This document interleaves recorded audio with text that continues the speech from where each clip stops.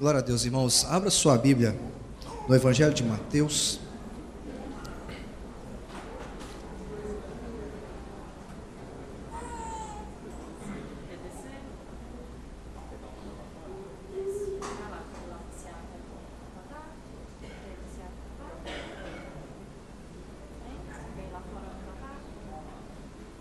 Evangelho de Mateus, capítulo 1.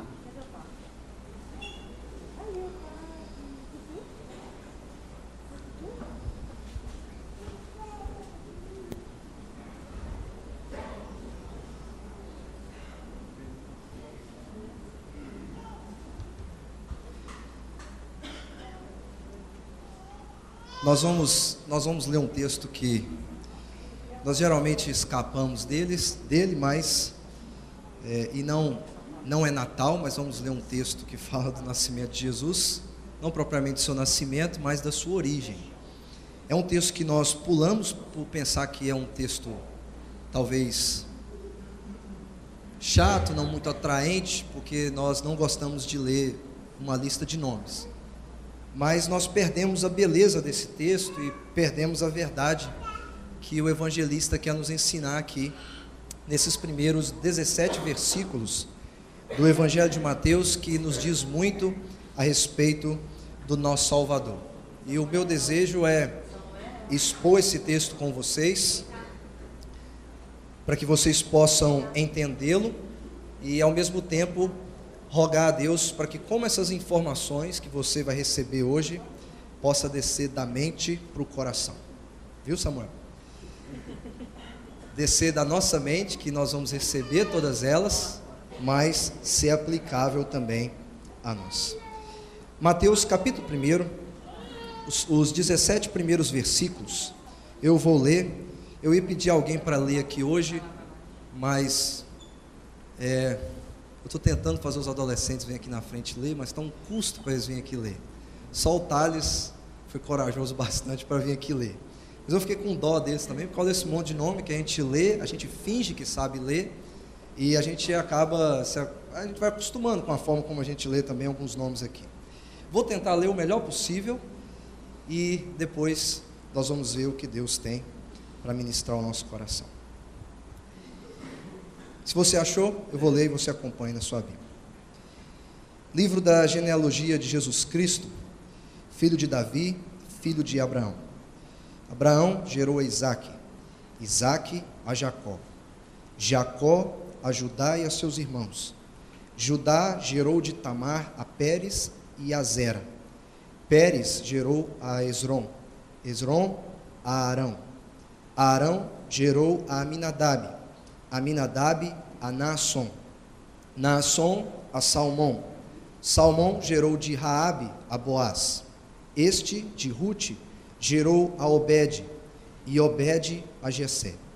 Jessé gerou ao rei Davi, e o rei Davi a Salomão, da que fora mulher de Urias. Salomão gerou a Roboão, Roboão a Abias, Abias a Asa. Asa gerou a Josafá, Josafá a Jorão, Jorão a Uzias, Uzias gerou a Jotão, Jotão a Acás, Acás a Ezequias, Ezequias gerou a Manassés, Manassés a Amon, Amon a Josias, Josias gerou a Jeconias e a seus irmãos no tempo do exílio na Babilônia. Depois do exílio na Babilônia, Jeconias gerou a Salatiel, e Salatiel a Zorobabel. Zorobabel gerou a Abiúde, Abiúde a Eliaquim, Eliaquim a Azor. Azor gerou a Sadoque, Sadoque a Aquim, Aquim a Eliúde, Eliúde gerou a Eleazar, Eleazar a Matã, Matã a Jacó, e Jacó gerou a José, marido de Maria, da qual nasceu Jesus, que se chama o Cristo. De sorte que todas as gerações, desde Abraão até Davi, são 14, desde Davi até o exílio na Babilônia, 14, e desde o exílio da Babilônia até Cristo, 14. Santo Deus, nós te agradecemos, Pai, por esta palavra.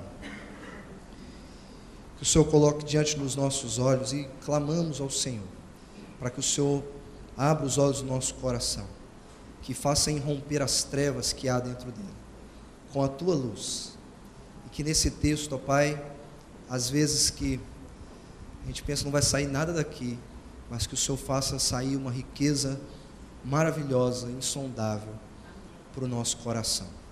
Assim como o Senhor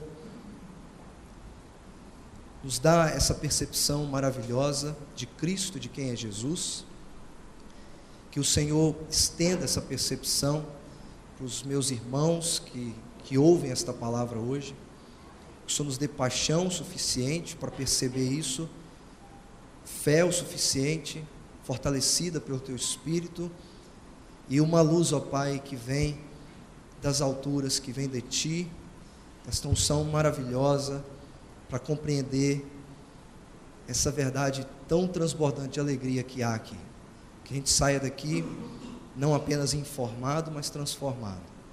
E que o Senhor faça essas informações descer para o nosso coração, no nome de Jesus. Amém. Por que começar com uma genealogia? Bom, Mateus começa com uma genealogia. No final eu vou falar por que eu preguei esse texto, mas só no finalzinho. Essa é uma genealogia de Jesus, conta a história do nascimento de Jesus, não bem a história do seu nascimento, mas fala da sua origem, da sua árvore genealógica. Todos nós temos uma. Eu só sei até hoje que eu não sou descendente de ninguém que eu queria ser, mas eu amo muito pizza e massa, então o meu sonho era ter um sobrenome italiano, mas eu não tenho, e não tem como eu voltar atrás nisso. Então eu me contento em ser descendente de baiano e de índio, que eu acho que é o máximo que eu chego. Mas Jesus tem uma descendência maravilhosa, e Mateus constrói essa linhagem maravilhosa de Jesus e nos mostra a sua origem. Genealogia aqui, nada mais nada menos, significa Gênesis.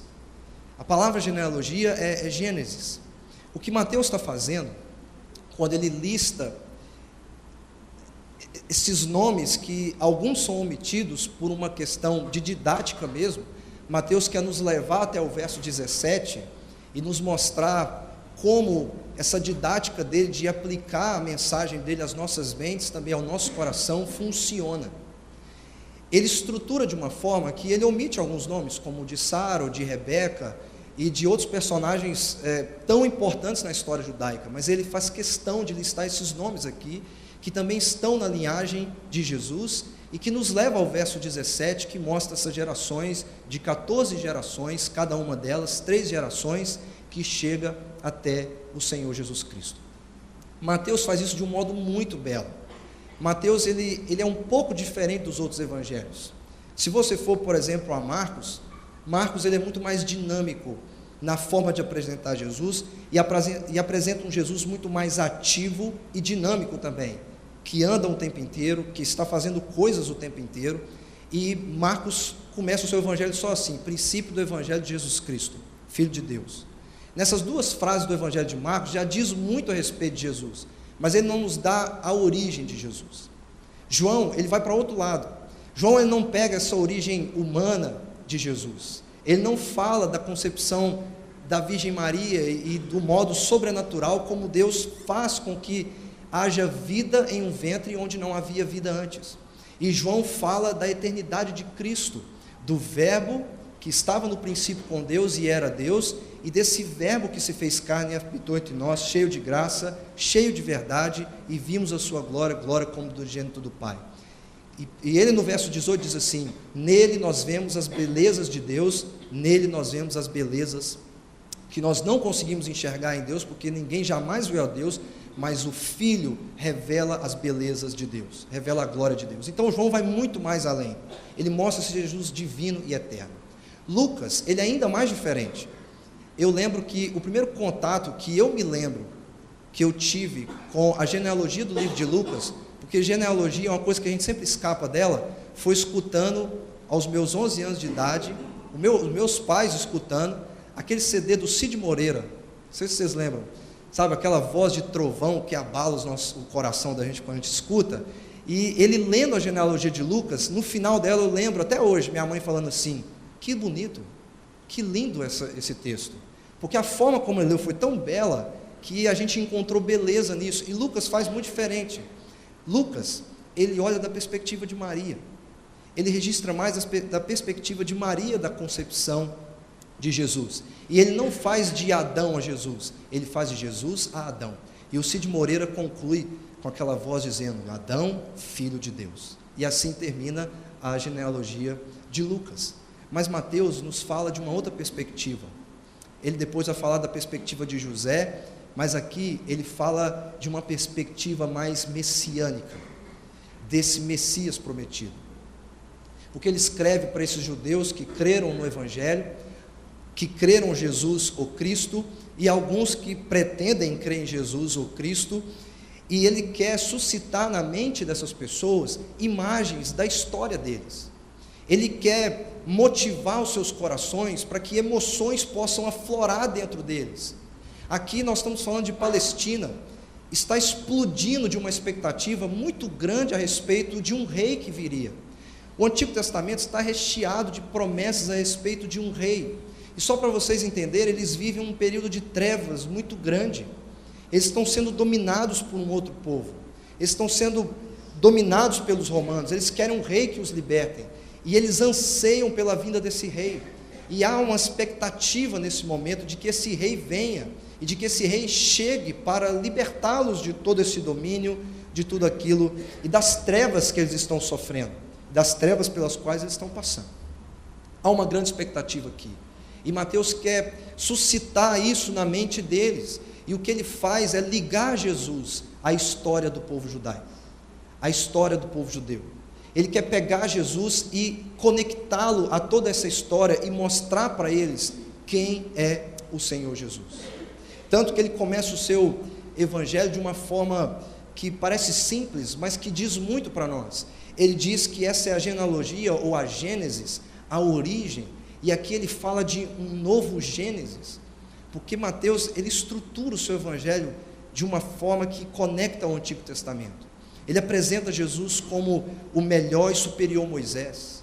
Lembra que Moisés disse que viria alguém superior a ele, igual a ele, e que a gente deveria ouvi-lo? E Jesus se assenta naquele monte e ensina. Ele é o mestre superior a Moisés. Ele é aquele que nós devemos ouvir. Mas Mateus já começa o seu livro dizendo: essa é a Gênesis, ou a origem de Jesus Cristo. Pessoas não têm dificuldade de crer no Jesus histórico, naquele que existiu de verdade. E pessoas dão muitos nomes para ele, chamam ele de louco, ou de mentiroso, ou até mesmo de um primeiro militante político, ou algo assim. Pessoas dão muitos nomes para eles. Tem gente que escreve livros sobre ele, sobre o Jesus histórico. Mas o que Mateus faz é muito mais do que apresentar a história desse Jesus que veio e se fez carne. Ele fala desse Jesus divino. Cristo não é um sobrenome de Jesus, ou um nome composto como o meu, João Patrício, ou Pedro Henrique, ou Paulo Ricardo, que foram os nomes que minha mãe quis escolher para a gente lá em casa. Mas tudo bem, fica o João Patrício, fica o Paulo Ricardo, fica o Pedro Henrique. O que Mateus faz não é conectar esse Cristo como um nome composto de Jesus, mas como um título. Há uma expectativa. O próprio João Batista, ele tem um momento de incredulidade, em que ele manda os seus discípulos e fala assim: pergunta para ele se ele é o Cristo verdadeiro, ou se a gente deve esperar outro. E Jesus responde àqueles discípulos. E como Jesus responde? Olha, os cegos não estão vendo, os surdos não estão ouvindo, os mudos não estão falando. E aí eles voltam, e João Batista então recebe essa notícia. Por que Jesus responde dessa maneira? Porque essas são qualificações do Cristo. É isso que o Antigo Testamento fala sobre ele. Ele vai fazer os olhos dos cegos se abrirem, os ouvidos dos surdos se abrirem, as línguas, os homens que não falavam iriam falar. São qualificações daquele que era o Filho de Deus e daquele que é o Filho de Deus. E Mateus começa falando desse Cristo que é o Messias e que é o ungido, que é diferente desse autoritarismo religioso e dessa religião de poder que alguns pastores se conformaram a ela. de fazer terror nas pessoas, de que as pessoas sequer podem mencionar o seu nome quando eles estão errados, porque você não pode tocar no ungido de Deus. Quantas pessoas cresceram com esse terror sobre os seus ombros? Com esse terror sobre os seus ombros. Quando Moisés fala para que não toque no ungido, Moisés não está falando de que ele é superior aos outros, mas desse que viria e é superior a ele mesmo. Jesus é esse ungido.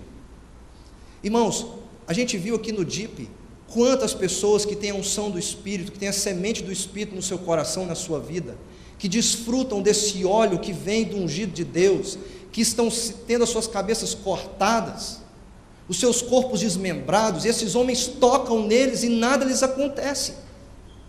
E aí aparece alguém dessa religião de poder, desse autoritarismo religioso, e as pessoas são convencidas de seus pecados, ou convencidas da sua vida, pelo terror que eles lhes impõem, e não pela graça do Evangelho.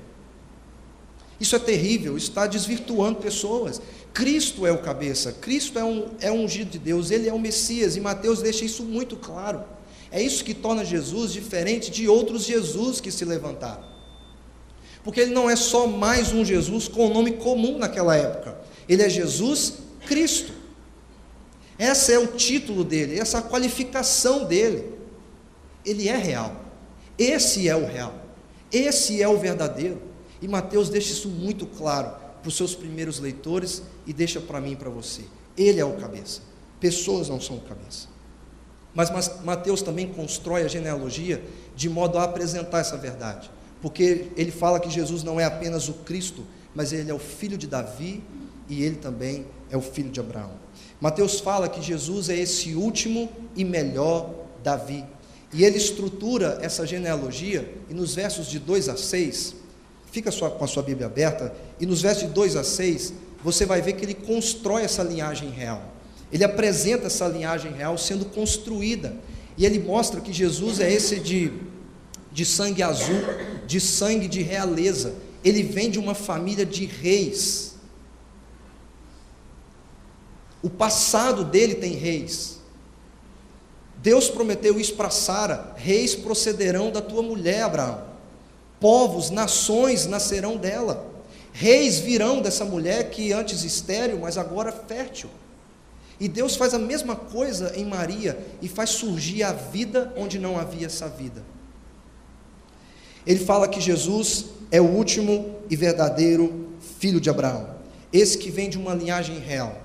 E Mateus estrutura, e no final do capítulo, no final do texto, no versículo 17, ele mostra essas 14 gerações, que se você não sabe, o alfabeto hebraico ele tem valores numéricos, e o nome de Davi é o número 14, e ele faz essa conexão o tempo inteiro com Davi. Ele é o verdadeiro filho de Davi. Mas o que isso quer dizer para nós? Isso não quer dizer nada se nós não voltarmos para 2 Samuel capítulo 7. Lá em 2 Samuel capítulo 7, Davi ele tem um desejo muito grande de edificar o templo de Deus. Ele tem um desejo no seu coração de construir uma casa para Deus, de edificar uma habitação para Deus. Mas Deus fala assim: você não vai construir, você não vai. Por que Davi não pode? Porque suas mãos estão sujas, sujas de sangue.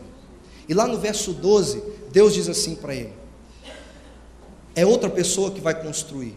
E quando os teus dias se cumprirem, e você descansar, e você morrer, então eu vou fazer levantar depois de você um descendente. Esse vai proceder de ti, e eu vou estabelecer o reino deste descendente. Este vai edificar uma casa ao meu nome, e eu vou estabelecer para sempre o seu trono. E essa é uma promessa que vai permear todo o Antigo Testamento. Isaías 9, 6 e 7, ele diz: porque um menino nos nasceu, um filho se nos deu, e o governo está sobre os seus ombros. A promessa de um menino que vai levar sobre ele o governo de Deus, o reino de Deus, a justiça de Deus. E ele vai governar com justiça, com piedade, com bondade, com graça. E ele continua: e o seu nome vai ser maravilhoso conselheiro, Deus forte, Pai da eternidade, príncipe da paz, para que se aumente o seu governo e venha paz sem fim sobre o trono de Davi e sobre o seu reino, para o estabelecer e o firmar mediante o juízo e a justiça desde agora e para sempre. Isaías 11 fala que do tronco de Jessé vai vir um renovo, vai repousar sobre ele o Espírito do Senhor. Esse que vai vir da linhagem de Jessé.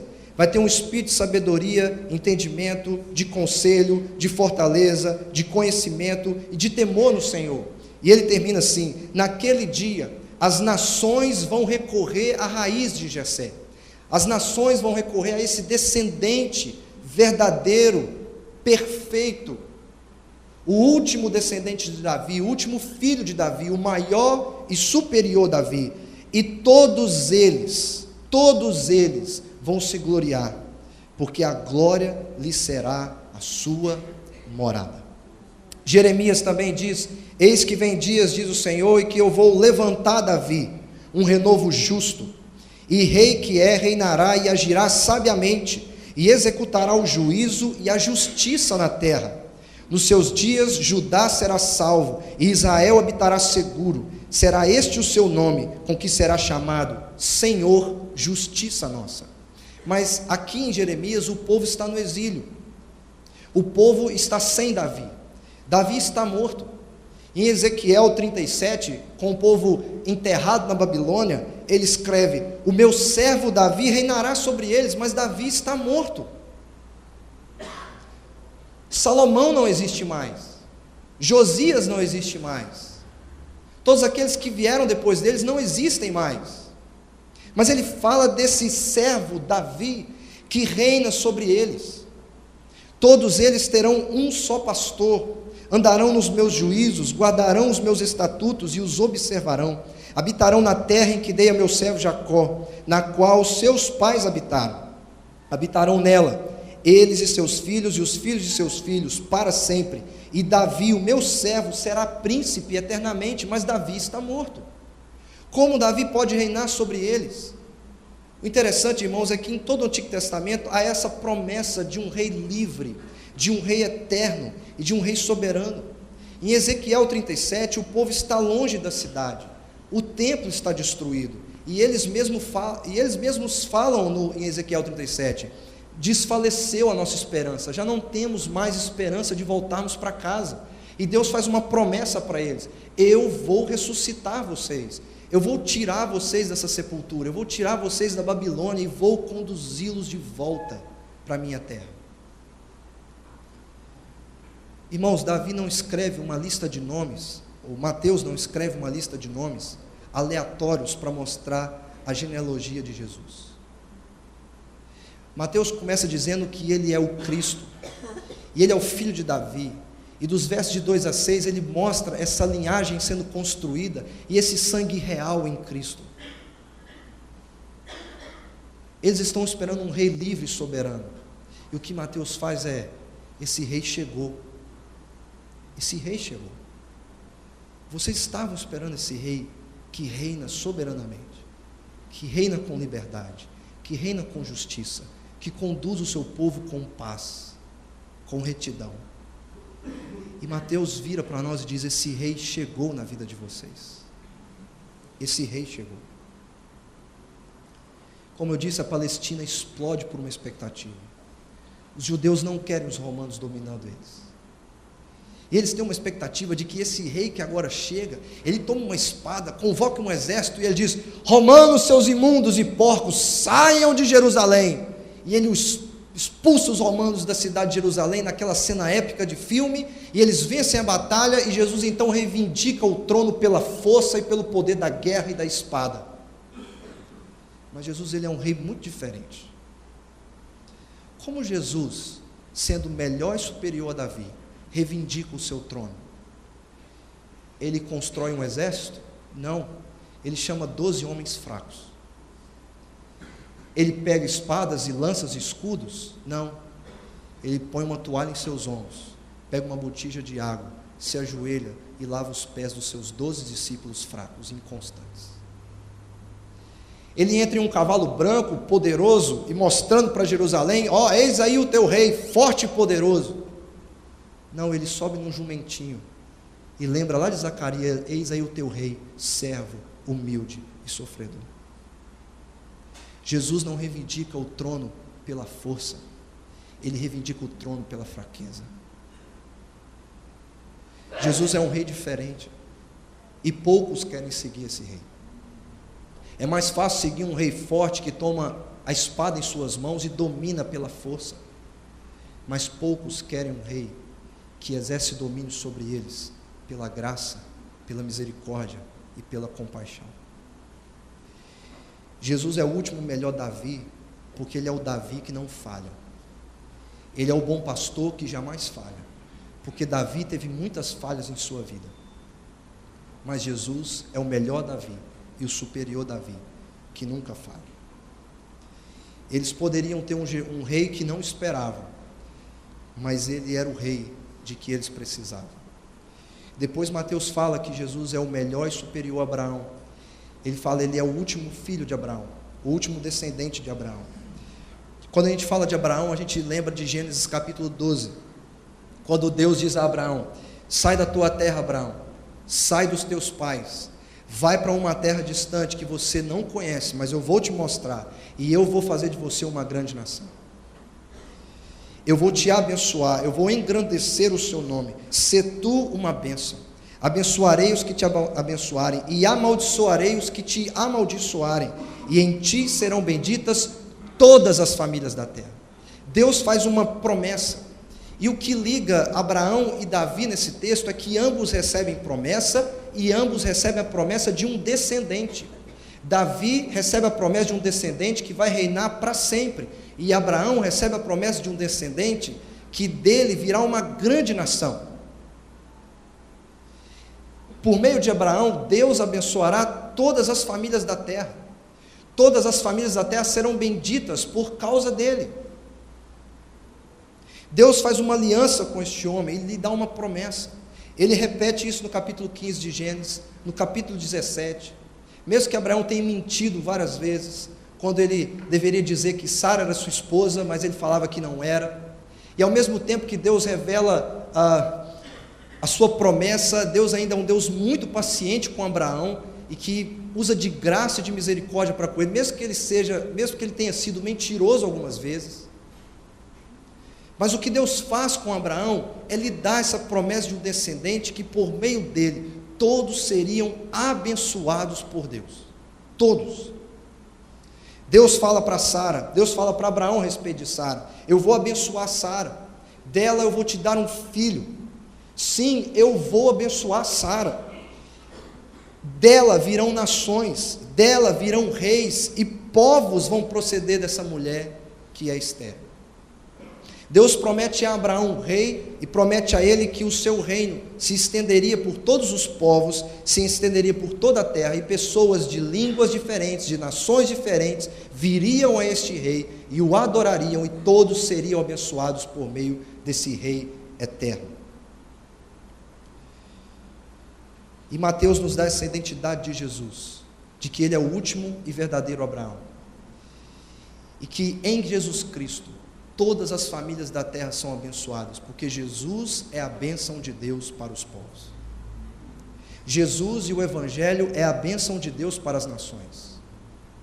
Não é a melhoria do ensino das nações, não é a melhoria do poder militar das nações, nem da economia das nações, porque homens podem ser muito maus, e eles se preocuparem mais com a economia do que com o bem-estar do povo. Vocês estão vendo isso por aí, mais com o dinheiro do que com a vida de vocês. Deus não nos dá um presidente, Deus não nos dá um governador, Deus não nos dá um patrão, porque a gente não precisa de patrão, a gente precisa de um rei eterno, que é bênção, e que ele mesmo é a bênção. E Mateus estrutura a genealogia de uma forma tão espetacular, que ele vai mostrar para nós como essas famílias da terra são abençoadas. Por exemplo, eu não sei se você reparou, mas nos primeiros 6 versículos aparece o nome de 4 mulheres aí. 4 mulheres aparecem nos primeiros 6 versículos. O nome delas: Tamar, Raabe, Ruth e da que fora mulher de Urias, que se chama Batseba. E o que essas 4 mulheres têm? Bom, se você não sabe a história de Tamar está em Gênesis 38. Tamar era casada com Er, filho de Judá, mas o Er morreu. E aí Judá tinha o Selá, que era o filho mais novo, e Tamar estava de luto, e chorando o luto pela perda de Er. E aí Judá diz assim: Tamar, vai para sua casa e chore o seu luto, lamente sua perda. Quando Selá, meu filho mais novo, que ainda não é homem, não pode casar com você, ele ainda é uma criança, quando ele ficar mais velho, eu vou te dar Selá como seu esposo, para que a lei do levirato se cumpra, para que você tenha descendentes. Passou o tempo e Judá não fez o que foi combinado. O que Tamar fez? Se vestiu de prostituta. Tirou suas roupas de luto, se vestiu de prostituta e foi para o lugar onde Judá estava. Judá passou, viu aquela prostituta e pensou: vou ter relações sexuais com uma prostituta cultual. Pegou a Tamar e teve relações sexuais com ela, e dela nasceram os filhos que foram registrados aqui. Mas sabe o que é interessante nessa história? Judá, quando tem relações com Tamar, diz assim: olha, eu vou te dar bois, vou te dar tudo. E Tamar fala: não, eu quero apenas o teu bordão, o teu cajado e o teu selo. Não precisa mandar bois para minha casa. E aí ela toma o bordão, o cajado e o selo. Judá fica sabendo, então: Judá, sua nora Tamar está grávida.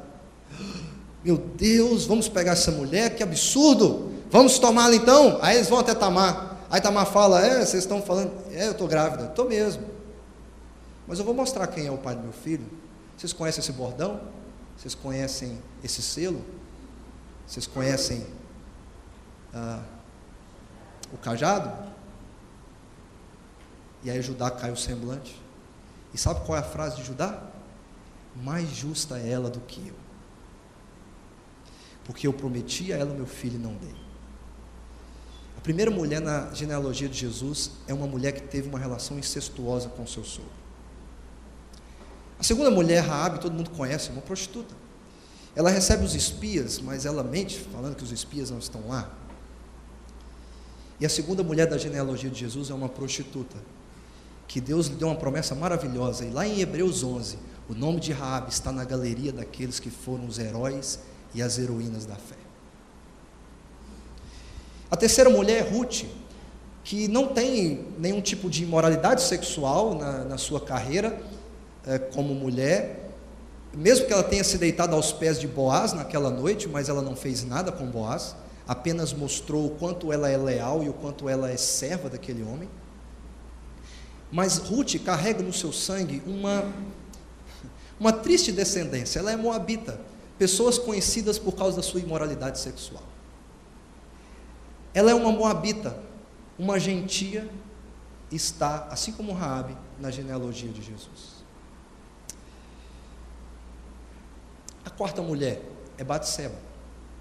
A história dessa mulher envolve adultério, envolve mentiras, envolve bebedices, porque Mateus embriaga Urias para que ele vá para casa e se deite com Batseba, para que ele, enganando Urias, diz assim: Urias, filho é seu, cara, seu idiota. E ele não consegue, porque Urias ele é muito nobre. Ele é nobre o bastante para não ir para casa. E a relação dela com Davi envolve também o homicídio, o assassinato.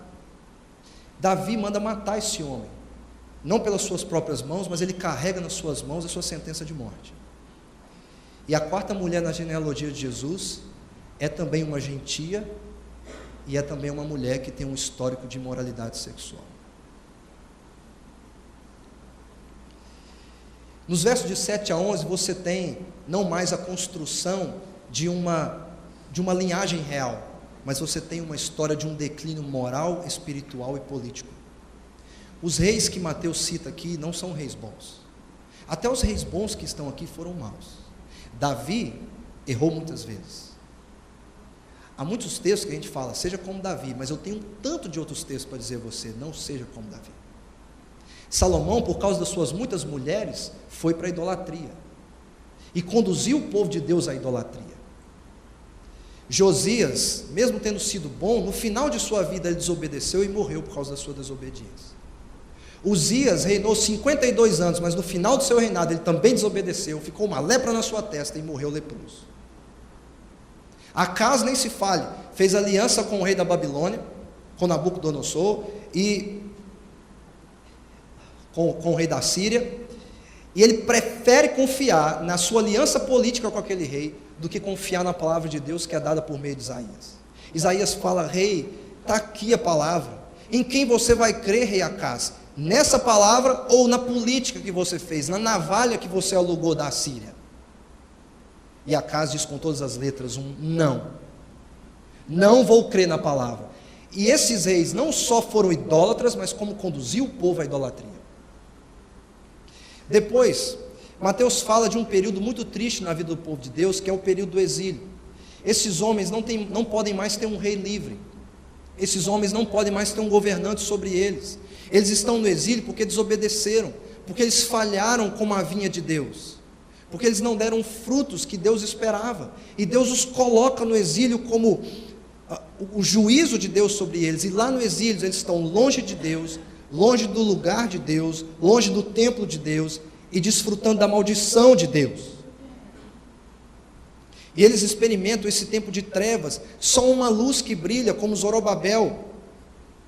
Nesse momento de trevas, apenas Zorobabel surge como esse governante político que conduz o povo à construção de um templo, e Deus fala para ele que esse templo será edificado não pela força nem pelo poder, mas pelo poder do Espírito, diz o Senhor dos Exércitos. E todo o povo vendo Zorobabel construindo o templo, fica feliz pelo que ele faz. E esse templo será construído por aclamações de haja graça e graça sobre ele. Mateus não nos dá uma lista aleatória de nomes. Mateus nos revela algo muito precioso, o que existe desde o princípio, que a salvação é unicamente não por aquilo que eles fizeram, mas a salvação de Deus sempre foi pela sua graça soberana. De como Deus, por meio de Abraão, abençoou todos esses povos, e de como Deus, por meio de Jesus, também nos abençoa por meio desse evangelho, que é salvação pela graça de Deus por nós. Quando a gente lê esses nomes, a gente pensa assim: por que esses nomes estão aqui? Pela mesma razão que o meu e o seu nome também está na família de Deus. Pela mesma razão que esses nomes estão aqui, é o motivo pelo qual Deus escreve o seu nome na família de Cristo. O seu nome. Porque nenhum deles merecia. Mas o que Deus nos revela, o que Mateus nos mostra, é que Deus sempre se deleitou em chamar pecadores ao arrependimento e de salvar pecadores pela graça de Deus. Agora, irmãos, como essas informações descem da nossa mente para o nosso coração? A primeira coisa é que Mateus mostra para nós é que esse Jesus é o Rei eterno, o Rei soberano, o Rei da minha vida e da sua vida. Talvez você pense assim: João, mas eu sei disso, eu já ouço isso demais, mas isso é realmente verdade? Porque na maioria das vezes, a gente vive como se isso não fosse verdade. Nós vivemos como se nem mesmo Jesus existisse, e a gente nem sabe dizer para as pessoas quem Ele é. Nós apresentamos Jesus como um patrão, como alguém que vai nos ajudar para ir para o céu, como alguém que vai te ajudar a ter algum tipo de sucesso na vida, mas não falamos de um Jesus que é rei, desse rei que reivindica o seu trono não pela força, mas pela fraqueza, não pela força de espadas, mas pela força da humanidade. Você não está no centro da história, eu não estou no centro da história, a nossa geração hoje não está no centro da história. Os governos desse mundo, o nosso governo, os nossos políticos não estão no centro da história. Bilhões de pessoas que vieram e bilhões de pessoas que morreram não estão no centro da história. Impérios que se levantaram, impérios que caíram, não estão no centro da história. Países, nações, reis, rainhas, presidentes, ditadores, governantes que vieram e todos se foram, nenhum deles estava no centro da história. No centro de tudo está uma pessoa, um rei, e esse rei é Jesus Cristo. A Bíblia não diz respeito de quem nós somos, a Bíblia não fala de mim, a Bíblia não fala de você, a Bíblia fala do que Deus faz por você por meio desse rei. A Bíblia não fala para você o quanto você vai ter sucesso, mas a Bíblia fala para você o quanto Jesus é importante na sua vida. Esta é a reivindicação do Evangelho. Se esse Jesus é o rei de toda a história, então segue-se que ele deveria ser o rei da sua vida. Mas às vezes a gente vive como se ele não fosse, porque se submeter a esse rei é muito difícil, porque esse rei exige tudo de nós. Esse rei não nos coloca nos melhores lugares, mas ele fala para tomarmos os últimos. Esse rei não fala para a gente tomar as coisas pela força, mas fala para nós olharmos os outros de baixo e fazer o outro superior a nós mesmos. Esse rei que Deus deu ele o nome que está acima de todo nome, diante do qual todo joelho se dobrará e toda língua confessará que ele é Senhor de toda a terra, é um rei que exige tudo de nós, que exige a nossa própria vida, a abnegação de todas as coisas que temos, a abnegação da nossa família, dos nossos bens e da nossa própria vida. Segue-se que esse rei precisa governar na sua vida, e quando você percebe esse comando, você se submete ao reinado dele, e ele muda tudo sobre você, tudo como você deve viver, ele muda tudo na sua vida. Jesus é esse rei na sua vida. Quando eu tive esse vislumbre, estudando esse texto, dessa preciosidade do reinado de Cristo, de quanto Jesus é esse rei eterno, é o rei que eu tanto espero, porque ele preenche as minhas expectativas, ele é o rei que satisfaz as minhas necessidades, o meu chão se abriu, porque eu percebi o quanto eu estava distante desse rei. Eu queria um Jesus que me desse um ministério legal, sabe? Eu queria um Jesus que me desse um ministério mais frutífero. Eu queria um Jesus que me fizesse um pai melhor. Mas eu percebi que eu precisava desse Jesus, que é simplesmente o meu rei, o meu salvador, e nada mais. E a partir disso, ele me faz ter um ministério melhor, ele me faz ser um pai melhor, ele me faz ser uma pessoa melhor, porque esse rei muda tudo na minha vida. Jesus também é a bênção de Deus para você. O que você diz para os outros quando você prega o Evangelho? O que você fala para as pessoas que Jesus é quando você prega o Evangelho? Você fala para elas que elas vão ter sucesso? Você só convida elas para vir à igreja? Se a gente só faz isso, a gente falha no nosso evangelismo, porque a gente não diz para os outros que Jesus é a bênção delas.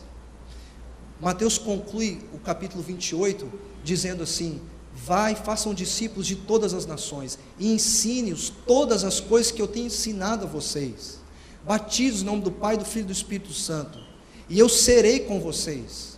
Ali a promessa de Abraão, de Deus a Abraão, se cumpre para os seus discípulos. Preguem o Evangelho, porque o Evangelho é a bênção de Deus para as pessoas. Você vai apresentar Jesus para elas como? Só como um ajudador ou como Salvador? Porque muitas pessoas têm Jesus como um facilitador do céu, mas não como um Salvador.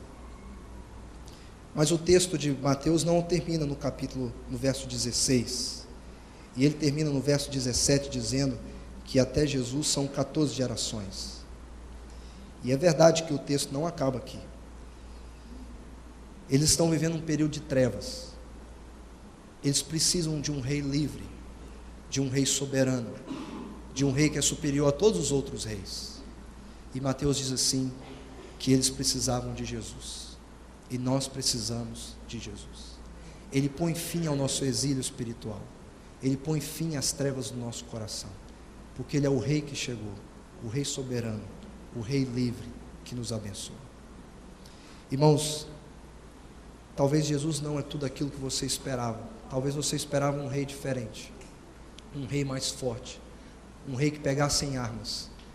Mas o rei que Deus nos enviou é um rei que veio em fraqueza e que pegou em uma toalha e uma botija de água, que se fez servo, que se fez menor do que os outros, para que nós pudéssemos ser chamados de filhos diante de Deus. Tem um pastor que disse que um amigo dele o procurou e disse assim: porque é mais fácil as pessoas acreditarem que Jesus existe do que Deus existe. Muita gente não acredita que Deus existe, e é mais fácil as pessoas crerem que Jesus existe, ou Jesus histórico, pelo fato de terem muitos relatos históricos a respeito de Jesus.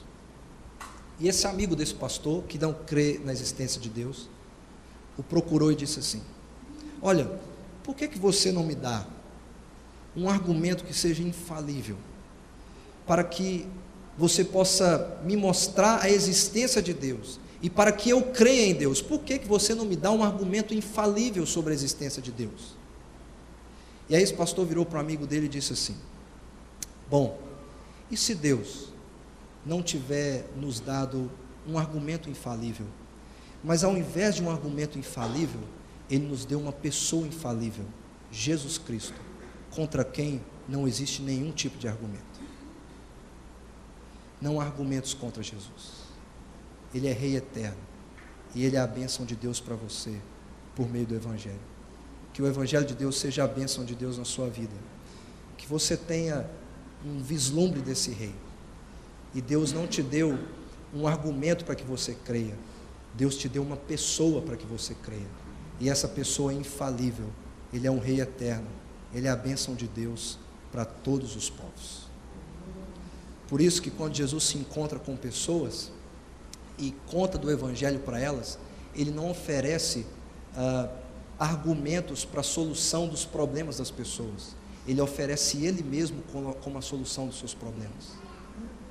Ele fala para aquela mulher no poço: é mesmo, você não tem marido, todos que você teve não são seu marido, e esse agora também não é. E Ele não dá um argumento para ela, Ele dá Ele mesmo. Eu sou a água de que você precisa, eu sou aquele de que você precisa. Você não precisa de um presidente melhor nesse país, você não precisa de um pastor melhor, você precisa de Jesus, o seu Salvador. Que Deus nos abençoe.